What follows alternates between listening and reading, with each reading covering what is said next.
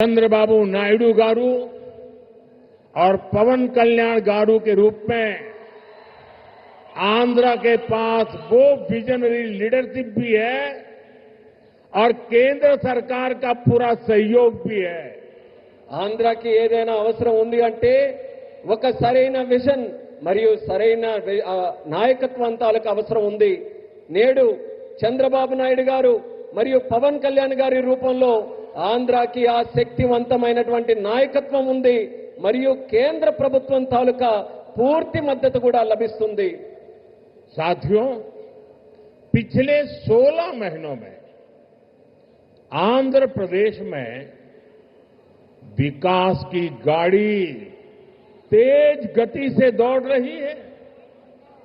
Double engine की सरकार में अभूतपूर्व प्रगति हो रही है। आज दिल्ली और अमरावती मिलकर तेज विकास की दिशा में आगे बढ़ रहे हैं।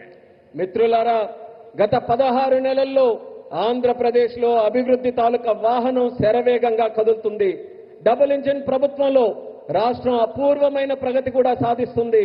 నేడు ఢిల్లీ మరియు అమరావతి ఈ రెండు కలిసి వేగవంతంగా అభివృద్ధి వైపు ముందుకు సాగుతున్నాయి.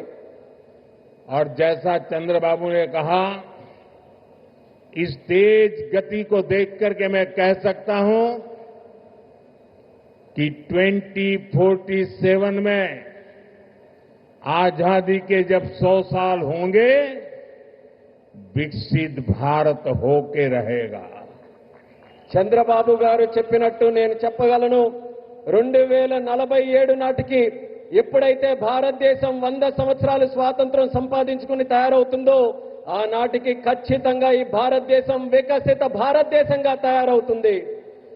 अभी बाबू ने बहुत ही भावना के साथ अपने विचारों को व्यक्त किया, लेकिन मैं विश्वास से कहता हूं कि 21वीं सदी हिंदुस्तान की सदी होने वाली है।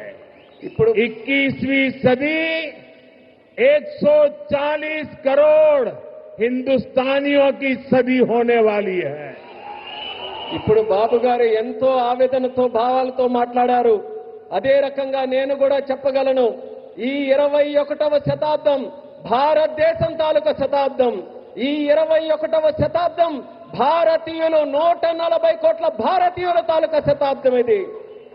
साथियों, आज भी यहां सड़क, बिजली, रेलवे, हाईवे और व्यापार से जुड़े कई प्रोजेक्ट का उद्घाटन और शिलान्यास किया गया है। ये प्रोजेक्ट राज्य में कनेक्टिविटी को मजबूत करेंगे, इंडस्ट्री को बढ़ावा देंगे और लोगों के जीवन को आसान बनाएंगे। మిత్రులారా, నేడు రోడ్లు, విద్యుత్ రంగం, రైల్వే, హైవేలు మరియు వాణిజ్యానికి సంబంధించిన అనేక ప్రాజెక్టులకి శంకుస్థాపన మరియు ప్రారంభోత్సవం చేసుకుంటున్నాం. ఈ ప్రాజెక్టు వల్ల రాష్ట్రంలో కనెక్టివిటీ బలోపేతం అవుతుంది మరియు పరిశ్రమలకి ఊతమిస్తూ మరియు ప్రజల జీవితాన్ని కూడా సులభం చేసే అవకాశం కల్పిస్తుంది.